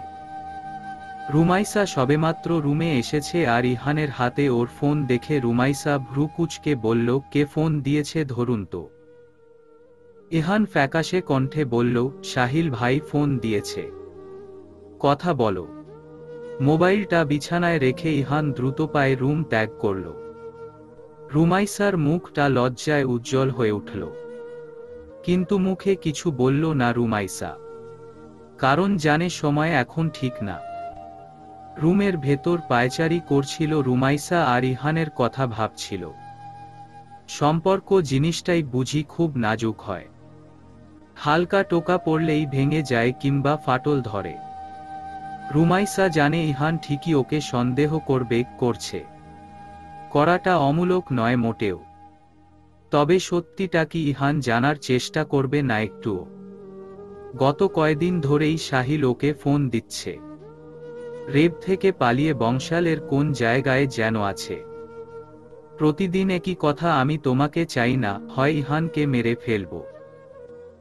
তুমি জানো আমার কাউকে মারতে হাত কাঁপবে না একটুও। রুমাইসা পাত্তা দিতে চায় না, কিন্তু রুমাইসা সারাদিন চিন্তিত থাকে ইহানকে নিয়ে। ইহানের সাথে দূরত্ব বজায় রাখলেও মন তো ইহানকে ছাড়তে নারাজ। ইহান ওর অভ্যাস, ইহান ওর প্রয়োজন। আজ পর্যন্ত এত শক্তি তো ইহান ওকে দিয়েছে। প্রতিটা পদে পদে সামলেছে ইহান ওকে। তবে আজ যে সেই ইহানের বিপদটাকেই আঁচ পেয়ে দূরে সরে আছে রুমাইসা। রুমে এসে ইহানকে দেখে গায়ে শুয়ে পড়ে পাশ ফিরে ঠিকই, কিন্তু এ বুকের মধ্যখানের আগুন যে দাউ দাউ করে জ্বলছে সেটা দেখানোর সাধ্য ইহানকে হয় না। রুমাইসা জানে একবার এইটুক আগুন এর এক ছিটাও দেখলে ইহান পুরো পৃথিবী এলোমেলো করে দিবে। ইচ্ছে করে দূরে কোথাও হারিয়ে যেতে। ও চলে গেলে ইমতিকে কে দেখবে? ইহানের খেয়াল নেওয়ার জন্য নতুন কেউ কি আসবে? নাকি লোকটা আবার কষ্ট পাবে আগের বারের মতো? কলিজা ছিঁড়া কষ্টটা বুকে চেপে বসছে। দমটা বন্ধ হয়ে আসছে রুমাইসার। মোবাইলটা খুলে গানের প্লে স্টোর ঘাঁটতে লাগল। গান শুনবে এখন। খুঁজতে খুঁজতে পছন্দের গানটা খুঁজে পেল। ওহে কি করিলে বলো পাইব তোমারে, রাখিব আখিতে আখিতে। ওহে এত প্রেম আমি কোথা পাব নাথ, তোমারে হৃদয়ে রাখিতে। আমার সাধ্য কিবা তোমারে, দয়া না করিলে কে পারে? তুমি না এলে কে পারে হৃদয়ে রাখিতে? মাঝে মাঝে তবু দেখা পাই, চিরদিন কেন পাই না? আর কারো পানে চাহিব না, আর করিব হে আমি প্রাণপণ। আর কারো পানে চাহিব না, মাঝে মাঝে তবু দেখা পাই, চিরদিন কেন? মাঝে মাঝে তবু দেখা পাই, চিরদিন কেন পাই না? গানের শেষ লাইনগুলো যখন সম্মোহিত হয়ে রুমাইসা শুনছিল তখন ইহান রুমে ঢুকল। রুমাইসা দরজার বরাবর উল্টা দিকে মুখ দিয়ে শুয়েছিল চোখ বন্ধ করে। ইহান রুমাইসার মাথা যে পাশে রাখা সে পাশে দাঁড়াল। রুমাইসার গাল বেয়ে তখন পানি পড়ছে। ভেজা চোখের পাতা চোখটাকে চেপে ধরছে আরো। ইহান হাঁটু গেড়ে নিচে বসল রুমাইসার মাথা বরাবর। মাথায় একটা হাত রাখতেই রুমাইসা চোখ খুলে তাকালো। ইহান ঝুঁকে রুমাইসাকে বলল, শুয়ে থাকো, আমি মাথায় হাত বুলিয়ে দিচ্ছি। ইহান চুলে আলতো করে হাত বুলিয়ে দিচ্ছে। রুমাইসা যে কি শান্তি লাগছে এখন। এতক্ষণের শত যন্ত্রণা জ্বালা যেন একবারের এক নিমিষেই কোথাও হারিয়ে গেছে। রুমাইসা নাক টেনে অনুনয়ের স্বরে বলল, আমার পাশে এসে শুবেন একটু। ইহান খুব অবাক হলো, তবে খুব আনন্দ লাগছে। চট করে বিছানায় উঠে রুমাইসার পাশে মাথা দিয়ে শুয়ে পড়ল। দুজনেই নিশ্চুপ হয়ে শুয়ে আছে। রুমাইসা প্রথম মুখ খুলল। আচ্ছা, একটা কাজ করবেন। ইহান মৃদুস্বরে বলল, কি কাজ? চলেন দুজনেই পা দুটো দেয়ালের উপর উঠাই। ইহান অবাক হয়ে বলল, মানে? পা কেন দেয়ালে উঠাবো? আরে না, সেটা না। আপনার পা আর আমার পা দুটো দেয়ালে রাখবো, দেখব কার পা বেশি লম্বা। এটা নির্দ্বিধায় আমার পা হবে, কারণ তুমি আমার থেকে লম্বায় ছোট। ইহান খুব গর্ব নিয়ে কথাটা বলল। রুমাইসা বলল, আচ্ছা দেখাচ্ছি আমি আপনার থেকে লম্বা। পা দুটো উপরে তুলুন না। ইহান লম্বা করে পাকে দেয়ালের উপর রাখল। রুমাইসা ইহানের দিকে তাকিয়ে মুখ টিপে একটা হাসি দিল। তারপর ঠোঁট কামড়ে ইহানের বুকের বরাবর মাথা দিয়ে পা দুটো তুলে দিল দেয়ালে। এই দেখুন, আমি আপনার সমান হয়েছি। পুরো রুমাইসার হাসিতে কেঁপে উঠল। ইহান বিস্মিত হয়ে বলল, বাহ বাহ, এত চোরা বুদ্ধি মাথায় আসে কোথা থেকে তোমার? দাঁড়াও, আমি তোমার সমানে আসছি, তারপর লম্বা কে দেখাচ্ছি। ইহান নিচে নামার আগেই রুমাইসা মুখ ফিরিয়ে ইহানের বুকে মাথা রাখল। ইহান একরকম আকস্মিক এ ঘটনায় অবাক হয়ে গেল। রুমাইসা ইহানকে শক্ত করে চেপে ধরে বলল, আমি জানি আজকের ঘটনার পর হাজারটা প্রশ্ন আর সন্দেহ ঘুরছে আপনার মনে, কিন্তু বিশ্বাস করুন আপনার বিশ্বাস ভাঙার মতো কাজ আমি করিনি। ইহান ডান হাতে রুমাইসার চোখের পানি মুছে বলল, আমার তোমার উপর এইটুক বিশ্বাস আছে।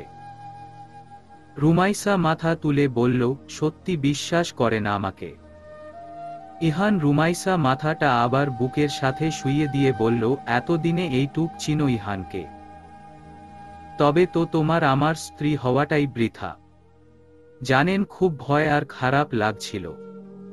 আমি আপনাকে হারাতে চাই না, আপনাকে কষ্টও দিতে চাই না, কিন্তু আমি নিরুপায় ইহান, আমার হাতে যে কোনো অপশন নাই।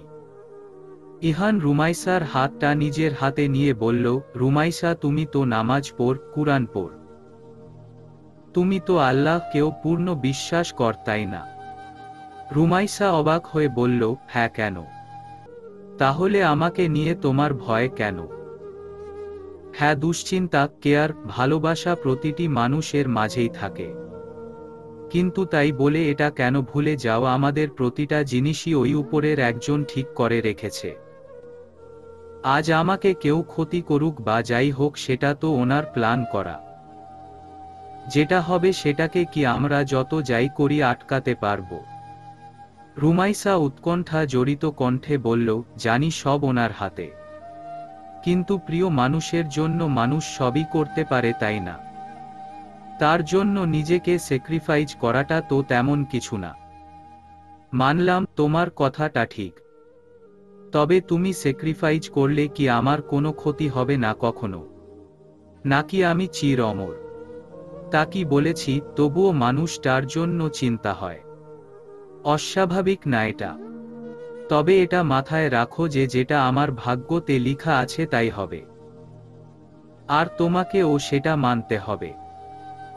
কারো হুমকিতে দমে গেলে তো নিজের ক্ষতি করবে, সাথে যেই মানুষটার ভালো থাকার জন্য এত কিছু করলে কে জানে সেই মানুষটাই তোমাকে ছাড়া অসম্পূর্ণ।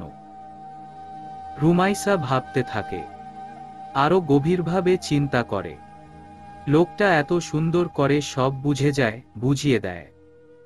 কত সুন্দর, ওর সকল অতীত নিয়ে ওকে জড়িয়ে লাইফটা কাটিয়ে দিতে চাইছে, আর ও ইহানকে ছেড়ে যেতে চাইছে না। এটা সম্ভব না, কখনোই না। যা হওয়ার হবে।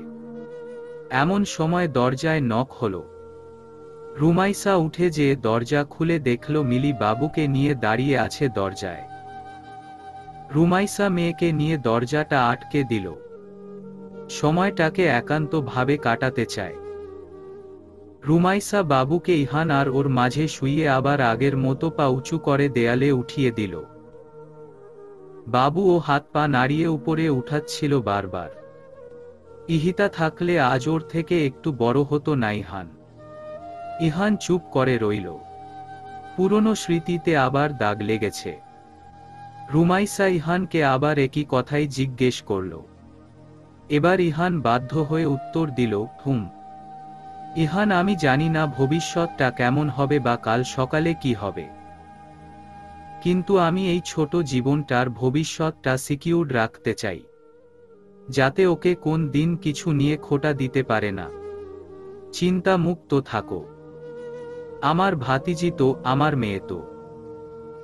ইহান বেঁচে থাকতে ইমতির কিছু হবে না। বাংলা ছবি দেখে আসলেন নাকি মাত্র বাইরে থেকে? রুমাইসার খোঁচা শুনে ইহান এক হাতের উপর ভর দিয়ে কাত হয়ে রুমাইসার দিকে তাকালো। কেন আপনার এটা কেন মনে হলো? না, ডায়লগটা পুরা বাংলা ছবির মতোই তো ছিল, তাই একটু সন্দেহ লাগলো। যেভাবে বাইরে গেছেন ভাবলাম বাংলা ছবির বাপ্পারাজ হয়ে গেলেন। ইহান এক ভ্রু কপালে তুলে রুমাইসার দিকে চেয়ে বলল, আচ্ছা আমি বাপ্পারাজ তাই না? হ্যাঁ, কিছুটা ছ্যাঁকা খাওয়া পাবলিক। ইহান পায়ের নিচ থেকে বালিশ তুলে রুমাইসার উপর ছুঁড়ে মারল। রুমাইসা ইহানের রাগ দেখে হাসতে হাসতে শেষ। রুমাইসা ওকে চটাতে আবার বলল, বাপ্পারাজ দা ছ্যাঁকাখোর ইহান, কি অবস্থা আপনার? ইহান আবার ওর উপর বালিশ ছুঁড়ে মারল। রুমাইসা বিছানা থেকে নেমে গেল আরো একবার মার খাওয়ার আগে। ইহান ও ছুটল রুমাইসার পেছনে। বেশি দূর যাওয়ার আগেই হাত দিয়ে ধরে ফেলল রুমাইসাকে। কোমরে ধরে উঁচু করে ঘুরতে লাগলো দুজন। রুমাইসা চেঁচিয়ে বলছিল, ছাড়ো ইহান, মাথা ঘুরাচ্ছে। আরে ভুল হয়েছে, ছাড়ো আমাকে। প্রায় 2 মিনিট ঘুরার পর দুজন যখন স্থির হলো, মাথা এমন ঘুরাতে লাগলো কেউ কিছু দেখছিল না। তবে এত মজা পেল দুজন হাসি ঠাট্টায় মজে উঠল। ভালোবাসাটা এভাবেই দুজনের মাঝে মান অভিমান দিয়ে চলতে লাগলো।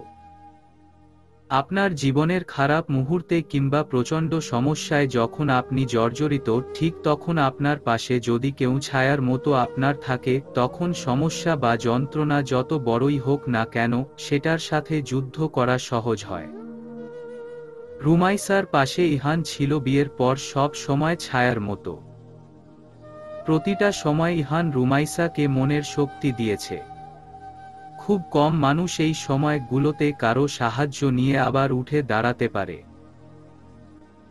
সাহিল যখন মাথার উপর একটা তীব্র যন্ত্রণা হয়ে দাঁড়ালো, তখন ইহানের সাথে বাড়ির সবাই ওর পাশে দাঁড়ালো। সাহিলকে শাস্তি দেওয়ার জন্য পুলিশের কাছে মামলা করা হলো। জাস্ট 3 দিনের মাথায় সাহিল ধরা পড়ল। যদিও সবার মাঝে জানাজানি হয়েছিল ঘটনাটা, তবুও সেই সময় রুমাইসার পাশে ছিল ইহান আর তালুকদার পরিবার। নাসিমা বেগমই প্রথম প্রস্তাব দিয়েছিল এ ব্যাপারে। যে ছেলে মাকে মেরে তার উপর দিয়ে হেঁটে চলে যেতে পারে, তাকে সন্তান ভাবলেও পাপ হবে। সাহিলের মামলা মোকদ্দমা চলল প্রায় 2 মাস। আর তার মাঝে সাহিল অসংখ্য বার হুমকি দিয়েছে রুমাইসা আর ইহানকে। কিন্তু 2 মাস পর সাহিলের 5 বছরের জন্য জেল হয়ে যায়। রুমাইসাকে অ্যাটেম্প্ট টু রেপ, নিজের মাকে আর সন্তানকে হত্যা করার চেষ্টা আর নিয়মিত ইয়াবা আর নেশা করার জন্য ওর শাস্তি হল। তারপর তালুকদার পরিবারে যেন শান্তি নেমে আসলো। ইমতি বড় হচ্ছিল আর ইহান রুমাইসার ভালোবাসার বন্ধন তত বাড়ছিল। বিয়ের প্রথম ম্যারিজ ডেতে রুমাইসা ইহানের জন্য রাতে সারপ্রাইজ অ্যারেঞ্জ করল। রুমটাকে খুব সুন্দর করে সাজিয়ে রাখল। রুমাইসা কেবল ঘড়ির কাঁটা দেখছে আর রাত 12টার অপেক্ষা করছে। রাত 11:40 বাজে, অথচ ইহান বাইরে যে গেছে আর ফিরে আসার নামই নেই। এইদিকে শাড়ি পরে মেকআপ করে রুমাইসা পরী সেজে বসে আছে। কিন্তু মনের ভেতর অজানা উৎকণ্ঠা জড়িয়ে যাচ্ছে বারবার। রাত 11:55 বেজে গেল, ইহানের না লাগছে ফোন, না ফিরছে বাসায়। রুমাইসার আত্মায় পানি নেই। কিছু হলো কিনা রাস্তায় আবার। পাগলের মতো একবার বারান্দায় একবার রুমে পায়চারি করছে। তা উপর বাইরে প্রচণ্ড রকম বৃষ্টি হচ্ছে। 12টা বাজতেই ঘড়ির কায়া ঢং ঢং করে বেজে উঠল। রুমাইসা ফ্যাকাশে চোখে চেয়ে রইল ঘড়ির দিকে। ইহানকে সারপ্রাইজ দেওয়ার জন্য সারাদিন কত রকম প্ল্যান করেছে, অথচ ইহানই বাসায় আসছে না। খেয়ে বলল কোন বন্ধু নাকি ফোন দিয়েছে যেতে হবে। হুটহাট গাড়ি নিয়ে বেরিয়ে গেল। রুমাইসার সহ্য হচ্ছে না কিছু। এই অনুভূতিটা যে মানুষকে কতটা অস্থির করে তুলে, সেটা বর্ণনা করার মতো না। রাত 12:30 দরজার বেল বাজল। রুমাইসা দৌড়ে গিয়ে দরজা খুলে দেখল কাক ভেজা হয়ে ইহান দাঁড়িয়ে আছে আর হাতে একটা প্যাকেট। খুব সম্ভবত কেকের প্যাকেট। ইহান কাঁপতে কাঁপতে বলল, হ্যাঁ হ্যাঁ, happy marriage day Mrs Ihan. Rumaisa বোকার মতো দরজায় দাঁড়িয়ে রইল। ভাবল উইশ করবে ওকে আগে, অথচ সারপ্রাইজ তো পেলই উল্টা ইহানই আগে উইশ করে বসে রইল। রুমাইসা দরজার বাইরেই ইহানকে জড়িয়ে ধরল। ইহান তখনও ঠান্ডায় কাঁপছে। আমার এমন সারপ্রাইজ লাগবে না কোন দিন। আপনি আমাকে না বলে এভাবে চলে গেলেন। জানেন আমি কত ভয় পেয়েছিলাম। এমন সারপ্রাইজ কেউ দেয়? আমার কোনো কেক গিফট কিছু লাগবে না। আমার শুধু ইহানকে চাই। ইহান কাঁপতে কাঁপতে হাসছিল রুমাইসার কথা শুনে। রুমাইসা মাথাটা একটু উঁচু করে বলল, এত ভিজলেন কিভাবে? ইহান বলল, ভেতরে ঢুকে ফ্রেশ হইতে দেন ম্যাডাম, তারপর আপনার রোমাঞ্চ আর প্রশ্ন কইরেন। এই মুহূর্তে আমি শীতে জমে যাচ্ছি। রুমাইসা লজ্জায় ইহানকে ছেড়ে কাচুমাচু করে দরজার পাশে দাঁড়িয়ে গেল। ইহান জুতো জোড়া বাইরে রেখে হাতের ব্যাগগুলো রুমাইসাকে দিয়ে এক ছুটে রুমের ভেতর ঢুকল। রুমাইসা ব্যাগগুলো হাতে নিয়ে খুশিতে হেসে দিল, আর তখন একটা চিৎকারের আওয়াজে কান খাড়া হয়ে গেল। এক ছুটে রুমে পৌঁছে দেখল রুমের ফ্লোরে ছড়ানো ফুলের পাপড়ির উপর আছাড় খেয়ে পড়ে আছে ইহান। রুমাইসার চোখ দুটো গোল গোল হয়ে গেল এটা দেখে। প্রথমত মুখ দিয়ে হো হো করে হাসি বের হলো। ইহান ওর দিকে তাকাতেই হাসি বন্ধ করার সর্বোচ্চ চেষ্টা করল। ইহান কিছুটা রাগ করে বলল, আপনার মনি মুক্তা দিয়ে বাধাই করা দাঁতের হাসি দেখানো বন্ধ করে আমাকে তুলেন আর তোয়ালে কাপড় দেন। রুমাইসা হাসি চেপে ইহানকে হাত ধরে তুলল। ইহান অপমানিত বোধ করছিল রুমাইসার সামনে। একটু রাগ নিয়েই কাপড় নিয়ে ফ্রেশ হতে চলে গেল। ইহান যাওয়ার পর রুমাইসা কোমরে হাত দিয়ে দাঁড়িয়ে রইল। এত সুন্দর করে রুমে ফুল ছিটিয়ে ম্যারিজ ডে লিখেছিল। এই ম্যারিজ ডে এর এম নেই, আর নেই জি, এর অর্ধেক নেই। আর ডে এর তো কিছুই নেই, ফুল এলোমেলো হয়ে গেছে। রুমাইসার মুখ থেকে হতাশ সূচক ধ্বনি বের হল। ফ্লোরের কাদা মুছে রুমাইসা ব্যাগগুলো নিয়ে বসল। কেকের প্যাকেটটা খুলতেই দেখল উপরের হ্যাপি আর প্রথম বর্ষর ক্রিম প্যাকেটের উপর লেগে আছে। রুমাইসা হাসবে না কান্না করবে মাথায় ঢুকছেই না। কপালটা ওর এত খারাপ, একটা জিনিসও ভালো হলো না আজকে।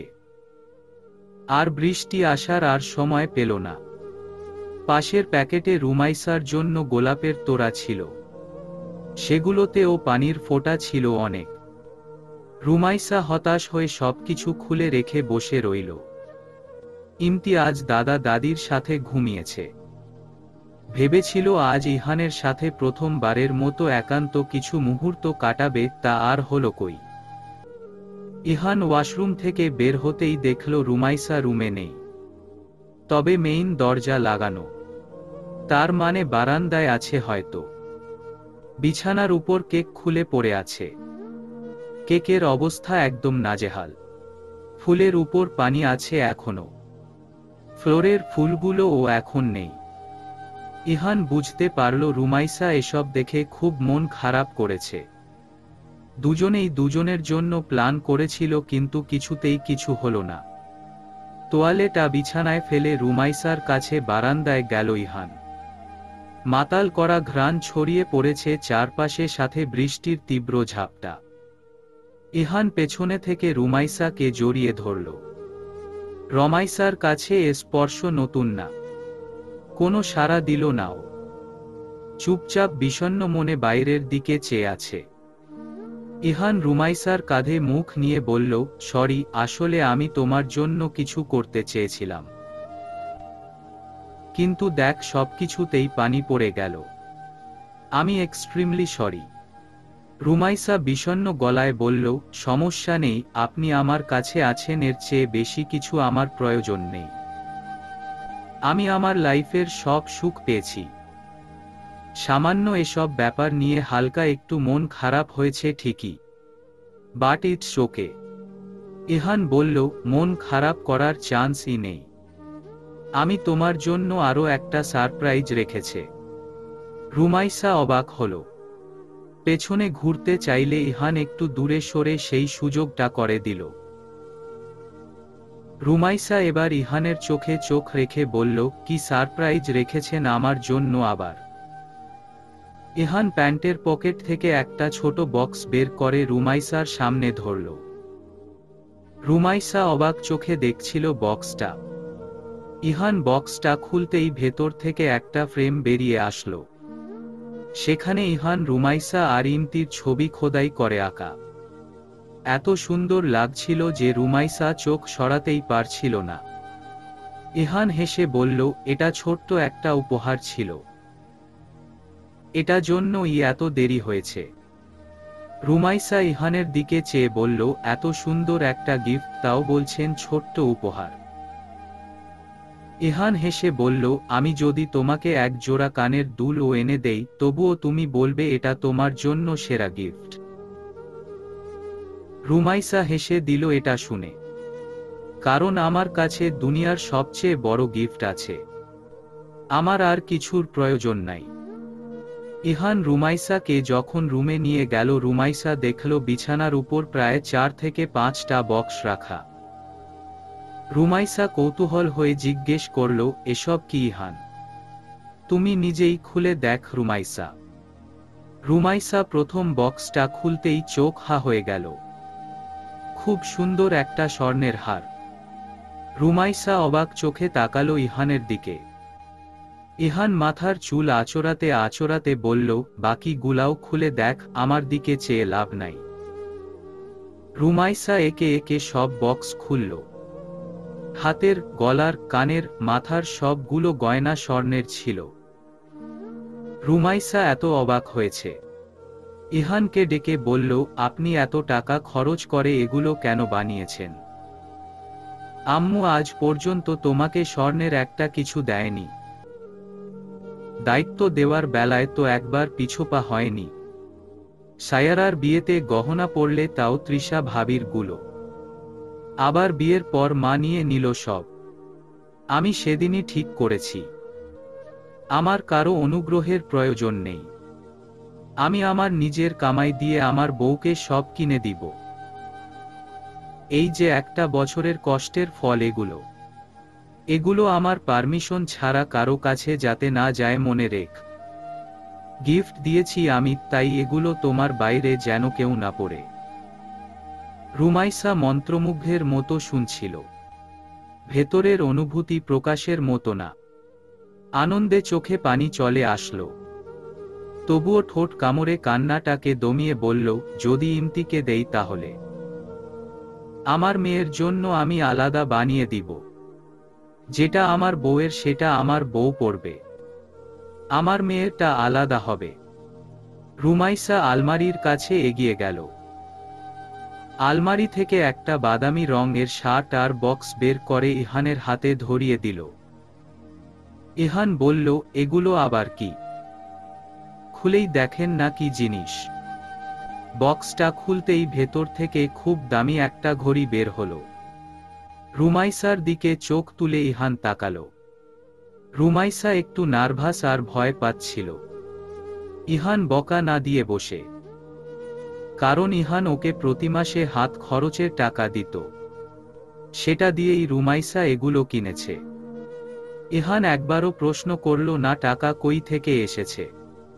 উল্টো বলল, আমাকে ফলো করছো তাই না? রুমাইসা খুব জোরে চেঁচিয়ে বলল, এই না, আমি আপনার আগে কিনেছি এগুলো। শুধু লুকানো ছিল তাই দেইনি। না, আমি আসলে ব্যাপারটা বুঝতে পেরেছি। ফলো করছিলে আমাকে ভালোভাবেই। স্বীকার করতে পারো। It's okay. রুমাইসা ইহানের হাতে একটা ঘুষি দিয়ে বলল, সবাই আপনার মতো না ইহান সাহেব। আমাকে ফলো করেছেন আপনি। হুশ হুশ। ইহান হেসে রুমাইসাকে কাছে টেনে নিল। বহুদিন পর দুটো অতৃপ্ত মন যেন আজ ভালোবাসার দেখা পেল। সময়গুলো একান্তই দুজনের মনে দাগ কেটে গেল। সম্পর্কগুলোকে আরো এক ধাপ এগিয়ে নিল। আজ রাতে সম্পর্কটার অসম্পূর্ণতা পরিপূর্ণতা পেল দুজনের কাছে আসার মধ্যে দিয়ে। ইহান আমার জীবনের শেষ বিকালের আলো ছিল। আমার জীবন যখন অন্ধকারে পরিপূর্ণ হতে যাচ্ছিল, ইহান তখন আবছা আলো হয়ে দেখা দিল। একটু আলোর বিকিরণটা তীব্র হয়ে গেল সেদিন, যেই দিন ইহান আমাকে বিয়ে করে নিয়ে আসলো এ বাড়িতে। আমার ইহিতার নতুন পরিচয়টা ছিল ওর জন্য দারুণ। যেই বাড়িতে ওর জন্মদাতা ছিল, সৎ মা ছিল, আবার ওর নতুন বাবাও ছিল। আমার জন্য প্রতিটা দিন ছিল একটা যুদ্ধের মঞ্চ।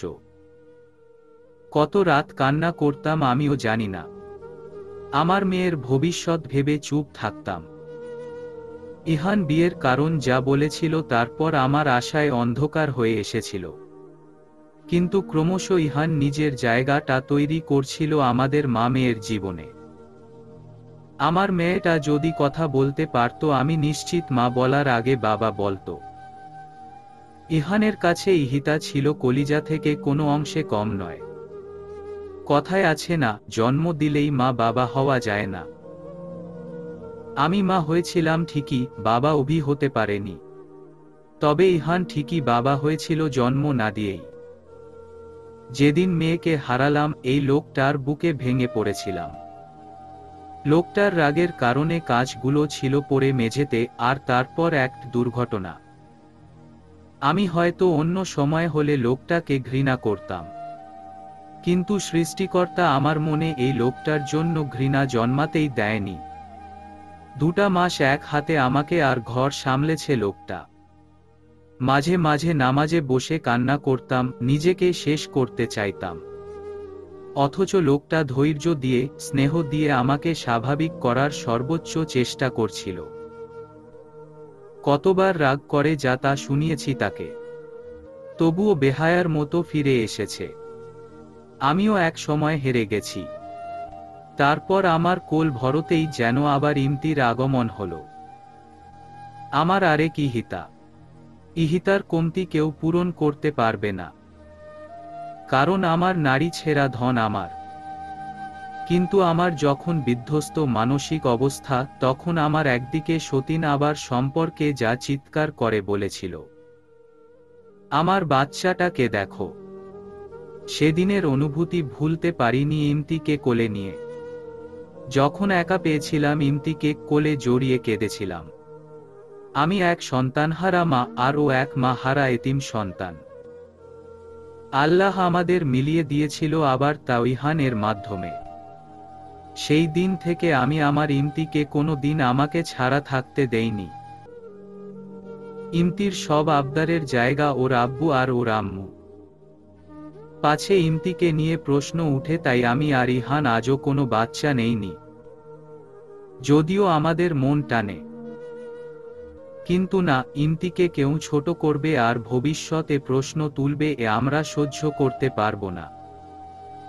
আশেপাশের মানুষের কাছে ইমতি যেদিন সত্য শুনে ফেলে, সেদিন খুব কান্না করে। কারো সাথে কথা বলেনি। ওটার মতো কষ্টটাই বাকি আছে যে, যাকে মা বাবা জানতো তারা ওর আপন মা বাবা না। খুব কাঁদছিল আমার মেয়েটা। আমি সহ্য করতে পারছিলাম না একদম। রাতে ইহান এসে ইমতির সাথে প্রায় 1 ঘন্টা দরজা আটকে কথা বলে। 1 ঘন্টা পর আমার 15 বছরের মেয়েটা যখন ঘর থেকে বের হলো, তখন আমাকে এসে জড়িয়ে ধরে বলল, আমার আম্মু তুমি। আমি কারো কথা বিশ্বাস করব না। আমার আব্বু আম্মু তোমরাই। সেদিন সারা রাত আমাকে জড়িয়ে ধরে বসেছিল। আমিও ছাড়িনি আমার মেয়েকে। পাশে ইহান শুয়েছিল। আমি ওর দিকে তাকিয়ে ভাবছিলাম, এত সুন্দর করে সবকিছু কিভাবে ঠিক করে ফেলে লোকটা।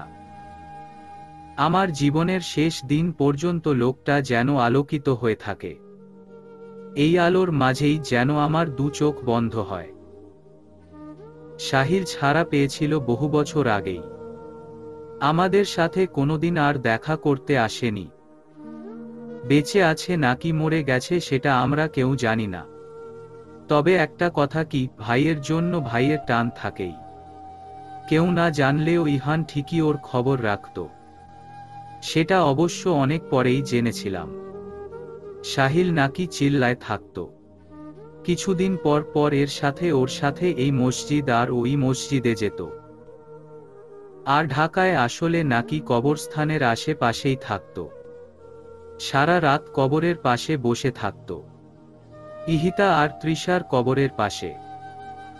মানুষের জীবনে যখন পাপাবোধ আসে তখন আসলে মানুষ নিজের এমন পরিবর্তন আনে সেটা অপরের কাছে হয় দৃষ্টিতে বাধে কিংবা কারো চোখে প্রশংসার কারণ হয়। আমার সেই অত্যাচারী শাশুড়ি অবশেষে স্ট্রোকের পর ভালো আচরণ করতে শুরু করেছিল।